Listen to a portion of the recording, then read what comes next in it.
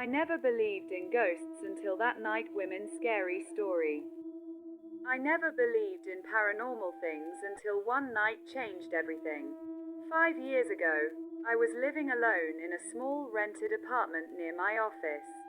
Every night around 2:30 a.m., I would hear faint footsteps outside my bedroom door.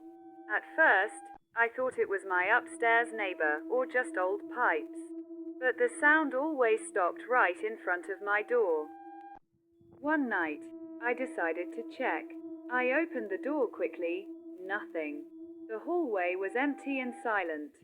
As I turned back, I noticed muddy footprints on the floor leading from the kitchen to my bedroom. I froze. I lived alone, and I had cleaned the floor that evening. Terrified, I locked myself inside my room and didn't sleep. The next morning, the footprints were gone. A week later, while checking my phone gallery, I found a photo taken at 2:37 a.m. It showed me sleeping on my bed.